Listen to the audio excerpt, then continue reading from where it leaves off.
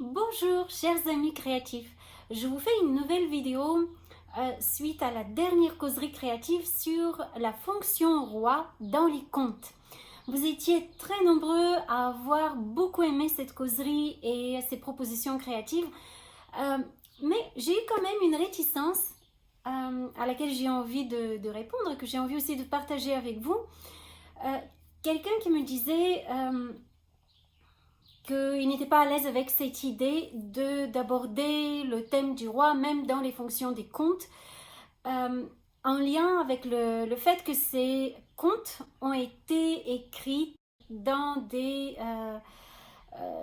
dans une époque et un contexte extrêmement royaliste, et que maintenant on ne veut plus de ça, on ne veut plus de cette construction hiérarchique à la verticale, et qu'on veut se construire à l'horizontale, sans roi, sans reine, c'est vraiment tout le monde à l'égalité, et se construire en tant qu'être humain et en tant que société, voilà, à l'horizontale, selon de nouveaux modèles.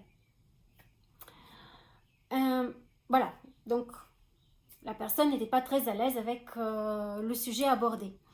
Alors, j'ai envie de répondre à cette question. Encore une fois, je vais vous donner mon point de vue, ma réponse, et libre à vous, à votre discernement, de prendre, de laisser ce qui vous convient. Alors, comme je l'ai dit dans ma causerie créative, cette conférence-là, elle était vraiment centrée sur la fonction roi à l'intérieur de nous, cette dimension en effet de verticalité que nous avons tout autant que la dimension horizontale, et elle n'était pas du tout censée faire de la politique ou analyse de l'histoire ou quoi que ce soit dans ce genre. Mais en effet, vous avez raison que ça peut faire écho à différents degrés, et on peut aussi se poser des questions à travers cette conférence aussi, à travers les contes aussi, des questions qui nous dépassent, qui dépassent juste notre propre intériorité, mais qui concernent la vie de famille, la vie de groupe, en société, même la gouvernance d'un pays. Et je pense même que c'est très bien de se poser ces questions-là. Au contraire, les contes invitent à ça, de se poser ces questions à tous les niveaux. Donc voilà, j'ai envie de répondre à cette remarque selon ce que moi je ressens de l'intérieur. Alors tout d'abord, cela m'a connecté à une histoire, à un moment que nous avons vécu autour d'une table, en conversation entre amis, il n'y a pas si longtemps. Donc voilà, on était réunis avec nos amis autour d'une conversation sympathique, autour d'un repas, avec leurs enfants aussi. Et à un moment donné, un des enfants, le plus jeune, il dit une remarque en lien avec son propre monde, mais c'était une remarque en lien avec un roi, mais je ne me rappelle plus exactement des mots de l'enfant. Je regrette un peu voilà, d'avoir été peut-être un peu distraite à ce moment-là, parce que j'aurais bien aimé me rappeler qu'est-ce qu'il a dit exactement. Mais voilà, je ne me rappelle plus, mais c'était un lien avec complètement anodin, avec un dessin animé ou une histoire où il avait un roi, ou voilà, c'était quelque chose dans ce genre-là, même si je n'ai pas la phrase exacte de l'enfant en mémoire. Par contre, ce dont je me rappelle, c'est de la réaction du père. Alors là, moi, ce qui me semblait complètement anodin, ça a touché quelque chose de très sensible dans le papa. Et là, le père, il a réagi vraiment de façon très instructive. Pas de façon violente, hein, mais de façon très très sérieuse. Et c'est parti dans un grand discours de la part du papa sur le roi, comme quoi le roi c'est mauvais, il ne veut pas que son enfant pense que le roi c'est intéressant, ou qu'il y a quelque chose d'intéressant à dire autour, mais que c'est vraiment l'histoire nous a enseigné comme quoi les rois c'est des tyrans, c'est c'est des égoïstes, voilà, c'est le pouvoir, c'est ceux qui veulent dominer les autres. Et lui, c'était sa fierté, donc il est parti sur un discours du 14 juillet, que nous les Français, on a coupé les têtes des rois, et c'est parti vraiment dans un grand discours, à partir de quelque chose de très anodin. C'est parti dans un cours d'histoire, mais révolutionnaire, et même très imagé, un petit peu sanglante aussi, dans le discours du père, comme quoi on avait mis les têtes des rois sur des piquets et on s'est promené comme ça dans les rues pour vraiment montrer aux gens qu'il ne faut pas que ça recommence, pour vraiment les marquer. Et, euh, et là je me dis, oh waouh. Donc tout le monde était dans le silence. Donc le père qui était en train de faire l'instruction à son fils, à quel point le roi c'est mauvais. Et là je me disais, mais waouh, qu'est-ce que ça a touché dans le père? Parce que pourquoi c'est parti de quelque chose, voilà, d'un vers quelque chose de très sérieux. Et je me suis dit, de quoi on parlait avant? Mais on parlait aussi certains des problèmes du père, dont il nous a fait part en tant qu'amis, et qu'on a écouté. Et à un moment donné, je me suis dit, ah, ça y est, je comprends. Lui, il ne le voit pas. En apparence, voilà, il ne le voit pas, mais il s'est interdit lui-même de vivre la fonction roi à l'intérieur de lui. Il a coupé tout simplement la tête de son roi, parce que pour lui, c'était mauvais. Il ne s'autorise pas à vivre à ça. Et du coup, cette fonction-là, elle est absente. Forcément, ça va résulter dans toutes sortes de problèmes. Mais lui, il ne fait pas la connexion. Il a certainement été éduqué dans cette façon de penser, dans cette façon de voir, et il ne voit pas qu'il peut y avoir autre chose. Et tous ces liens du roi, justement, qui est dans son axe vertical, qui va incarner le discernement, le positionnement, l'autorité intérieure, la confiance en soi, trouver donner une direction à sa vie, une direction constructive. Ben voilà, tout ça, si c'est absent, forcément, il va y avoir des problèmes derrière. Et là, oui, en effet, je me suis dit, bah, peut-être c'est intéressant de se poser ces questions aussi sur le plan de la société, parce que il faut dire que tout le monde n'est pas français, tout le monde n'a pas eu son éducation, n'a pas fait son école en France, et tout le monde n'a pas été éduqué à voir dans le fait de couper la tête du roi un grand héroïsme ou quelque chose à célébrer. Donc forcément, il peut y avoir des gens qui ont été élevés dans d'autres cultures et pour qui ça ne représente pas spécialement une fierté, ou voilà, ça peut représenter même un grand massacre, y compris d'innocents, parce qu'il y a eu aussi énormément d'enfants qui ont été tués, soi-disant parce que c'est des enfants de la lignée royale. Bah allez, on extermine tout. Y compris des gens qui ont été complètement innocents. Voilà, il n'y a pas, enfin, je pense que les Français connaissent bien leur histoire. Les colonnes infernales, hein, qu'est-ce qu'on peut dire de tous ces gens qui ont été brûlés et vifs dans... Bon, bref.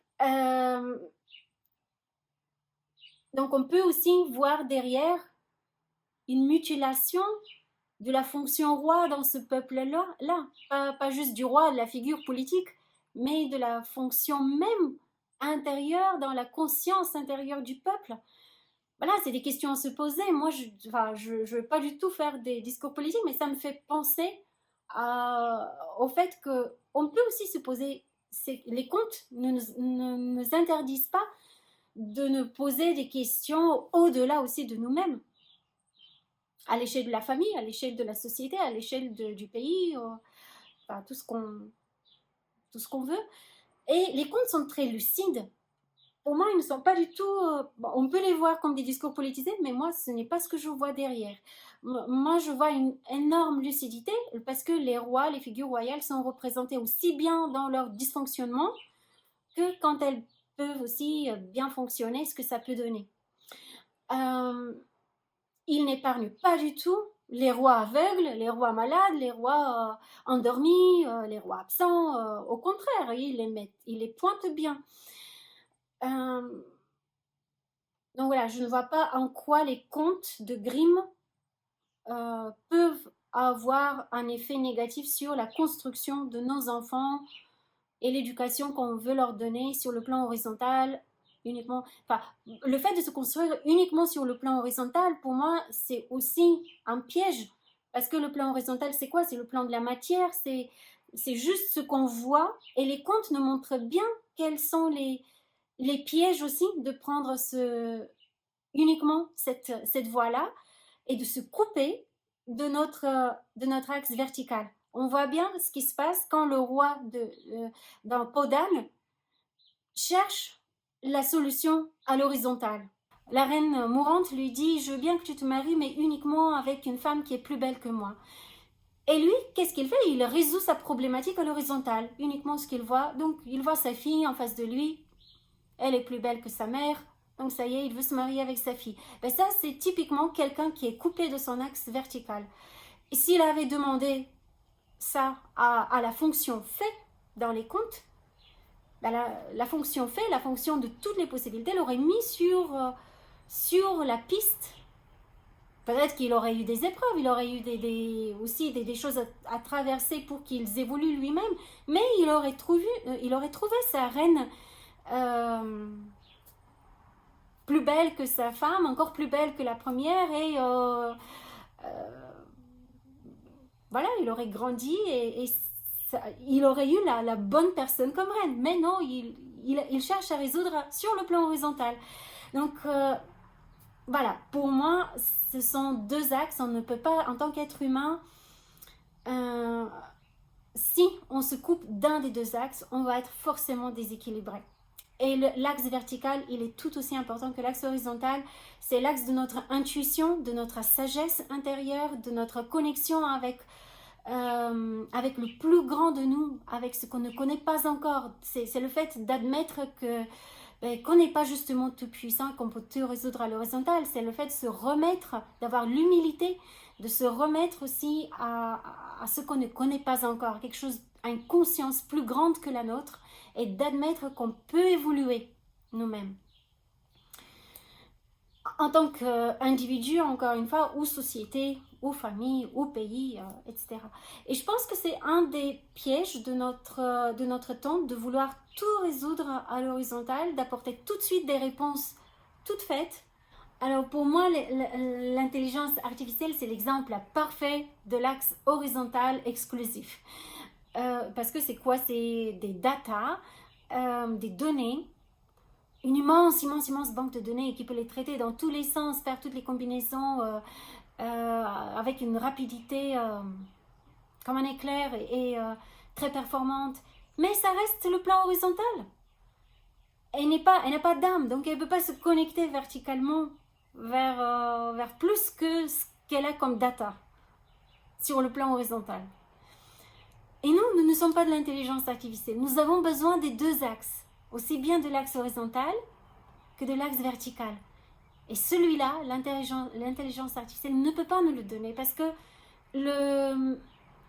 vous voyez, même si vous pouvez poser des questions à l'intelligence artificielle sur Dieu, sur la spiritualité, mais elle va toujours répondre en fonction de cet axe horizontal. Ce ne sera jamais votre propre expérience de Dieu. Je dis Dieu parce que pour englober toute cette dimension au-delà de nous, mais vous pouvez donner le nom que vous voulez, la vie, la source, la présence, en fait, tout ce qui nous dépasse, tout ce qui est au-delà de notre degré actuel d'évolution, de conscience, de compréhension, et qui implique, ce degré vertical implique énormément d'humilité. C'est tout le contraire de de la notion de domination. Au contraire, ça implique tellement d'humilité, c'est de se dire que ah bah, j'ai encore à grandir, j'ai encore des choses à apprendre, il y a encore des choses que je ne connais pas, qui me dépassent, et je peux me remettre à cet infini de moi-même. Et quelque chose dont je n'ai pas pensé à parler dans cette conférence causerie, voilà, je n'ai pas eu l'idée, mais ça me vient maintenant. Bon, je vous ai dit déjà que ces contes abordent la fonction roi sous plein de facettes différentes. C'est loin d'être exhaustif ce que je vous ai proposé. Voilà, vous pouvez encore aller plus loin. Mais il y a une facette qui est intéressante, qui me vient maintenant à l'esprit. Il y a aussi des contes qui nous disent que nous sommes tous des enfants, avec des enfants comme, qui mettent le doigt sur notre filiation royale. Notre filiation royale, c'est quoi? C'est notre filiation divine. C'est notre filiation avec le monde fait, la dimension fait. Celle de l'invisible, celle de l'intuition, celle du plus grand. Et que nous sommes tous des descendants de cette fonction qui est une fonction royale, bien sûr. Et dans le conte L'Homme de Fer, voilà, si je ne me trompe pas, c'est le conte L'Homme de Fer, où le petit garçon aux cheveux d'or, il établit un lien, et il nourrit ce lien avec le grand monarque. Et le grand monarque, c'est intéressant de voir comment ce grand monarque répond aux besoins de l'enfant, qui devient le héros aussi. Comment il répond aux besoins du héros? Le grand monarque, ben, il est bien sûr représentant de la fonction fée. Il est dans cette autre dimension, dans cet autre monde avec lequel l'enfant est en connexion. L'enfant ou le héros plus tard. Et à quel point, chaque fois que le héros lui demande quelque chose, s'adresse, fait appel à ce grand monarque, non seulement il répond à son besoin, mais il lui donne beaucoup plus. Et c'est ça, c'est en fonction, c'est vraiment ça que les contes veulent nous faire toucher, c'est qu'il y a beaucoup plus au-delà de nos demandes, au-delà de nos petits besoins horizontaux, il y a beaucoup plus. Et cette dimension verticale, cette dimension roi en nous, elle nous invite aussi à nous connecter à ce plus qu'on ne voit pas, qu'on ne connaît pas, à l'infini de nous-mêmes. Voilà, je vous laisse encore une fois à vos pensées, vos réflexions. Vous êtes libre d'être d'accord ou pas du tout d'accord avec moi. Je vous partage juste le fruit de mes réflexions, mes expériences. Et toujours avec grand plaisir de continuer à échanger avec vous. Que vous soyez d'accord ou pas d'accord avec moi, c'est toujours avec grand plaisir aussi d'avoir vos points de vue. Et n'hésitez pas à mettre un pouce sur la vidéo si elle vous a plu et de souscrire à la chaîne si vous voulez que YouTube vous propose les vidéos de notre chaîne dans votre fil de vidéos. Et au plaisir de nouvelles rencontres et nouvelles aventures créatives et plein de sens.